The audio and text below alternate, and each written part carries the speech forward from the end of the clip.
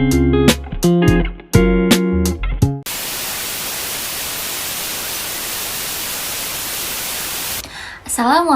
warahmatullahi wabarakatuh.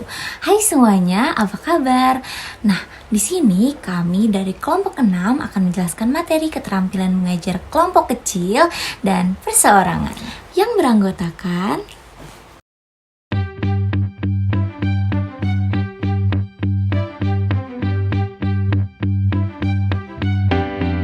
menjadi seorang guru pastinya memiliki peran yang sangat penting dalam pembelajaran. Salah satunya dalam hal menjelaskan serta membimbing siswa saat pembelajaran. Dan hal ini dibutuhkan kemampuan yang harus dimiliki oleh guru, salah satunya keterampilan mengajar kelompok kecil dan perseorangan. Keterampilan ini adalah kemampuan guru dan pengajar dalam mengembangkan hubungan interpersonal antara guru dan siswa, serta siswa dan siswa baik kelompok kecil maupun individu. Pada keterampilan ini ada beberapa hal peran yang diperankan saat di kelas. Yang pertama, guru menjadi organisator, yang dimana guru mengorganisasikan kegiatan pembelajaran dan sebagai sumber pembelajaran.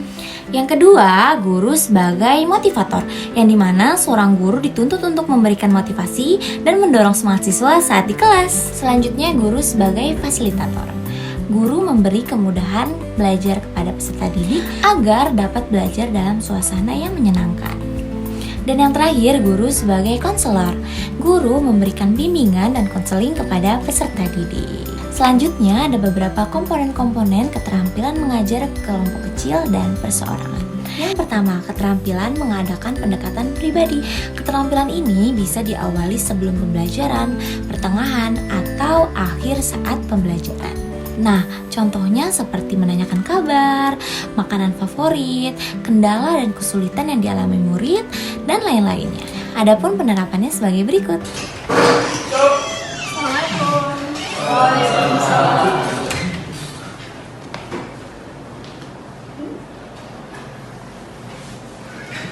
Selamat pagi anak-anak. Selamat pagi.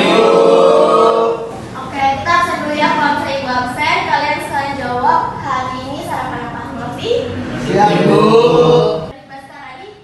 Hadir, Bu. Saya tadi pagi makan ketoprak. Oke.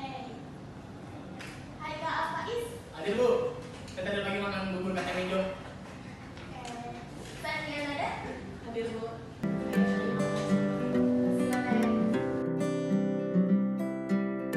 Kegiatan selanjutnya adalah merencanakan dan melakukan kegiatan pembelajaran. Di sini, guru memberikan materi, model pembelajaran, metode, dan tujuan pembelajaran yang ingin dicapai dalam pembelajaran hari ini. Oke anak-anak, sekarang hari ini kita membahas fikih mengenai bab hadiah, sedekah, dan hibah. Nah, sebelumnya minggu lalu kita udah ngebahas apa? Ada yang masih ingat? Saya Bu. Ya, materi riba. Materi riba. Oke, apa sih dengan riba?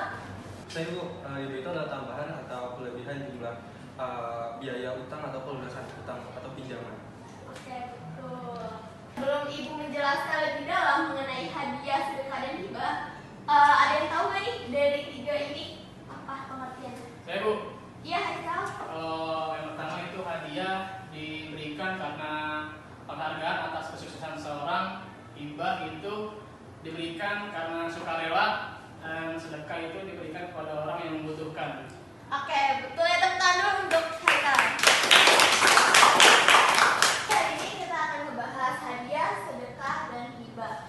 Nah, untuk metode pembelajaran hari ini kita akan memakai mind mapping berkelompok. Jadi nanti kita akan kerja berkelompok di akhir setelah penjelasan. Kemudian tujuan kita mempelajari hari ini adalah gimana sih biar kalian semua dapat memahami apa itu hadiah, sedekah, hibah, perbedaannya, persamaannya, bahkan hingga pengimplementasiannya bagaimana gitu. Tadi benar ya yang dikatakan oleh Haikal. Nah, ini kita akan membahas pengertian dari sedekah dulu. Sedekah itu ialah penyerahan hak milik suatu benda yang diberikan tanpa imbalan kepada orang yang membutuhkan. Nah, semata-mata hanya mengharapkan ridho Allah Subhanahu wa Ta'ala. Lalu, keterampilan selanjutnya adalah mengorganisasikan pembelajaran.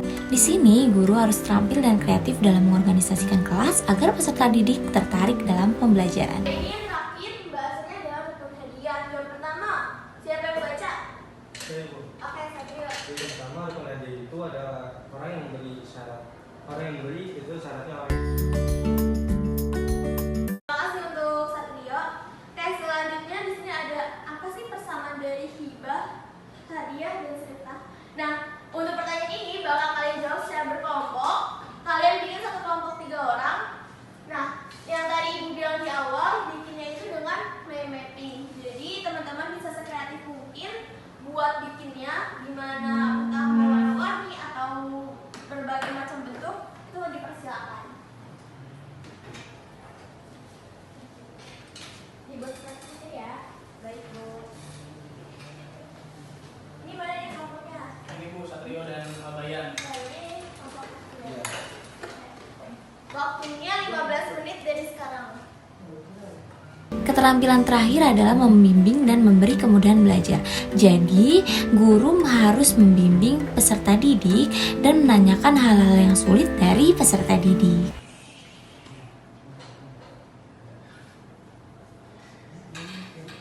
Gimana? Udah belum?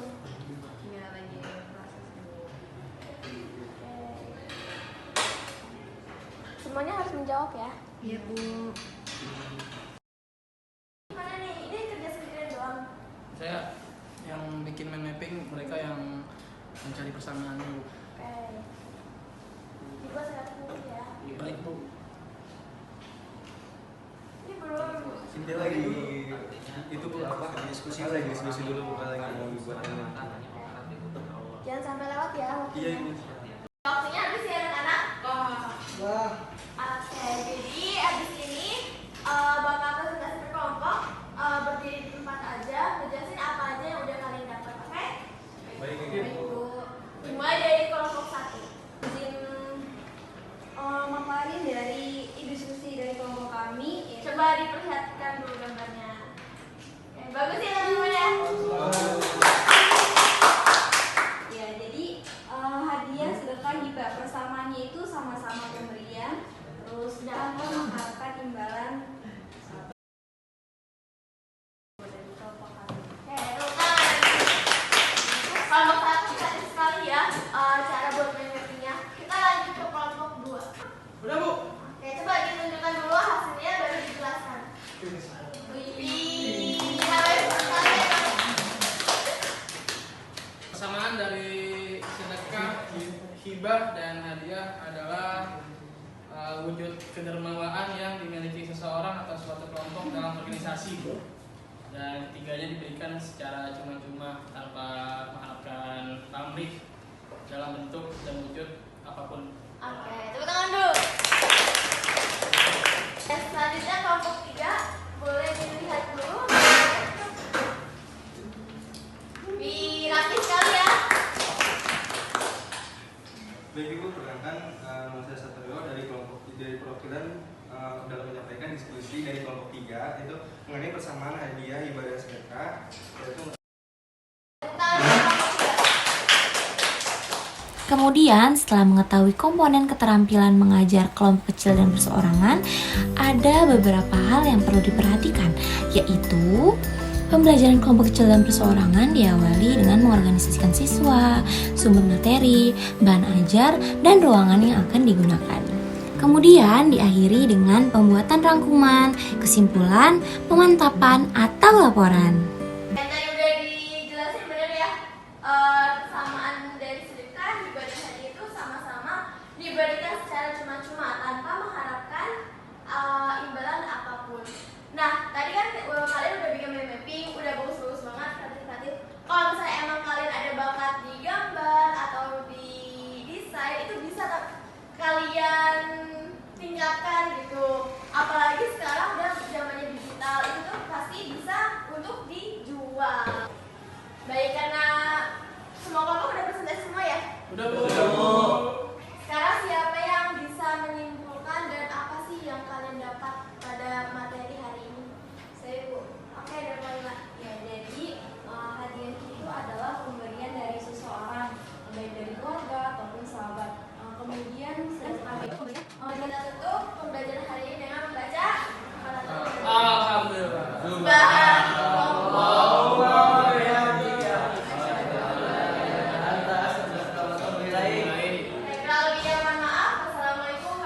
Waalaikumsalam. Waalaikumsalam warahmatullahi wabarakatuh. Baik, cukup sekian penjelasan dari kelompok 6. Terima kasih. Wassalamualaikum warahmatullahi wabarakatuh.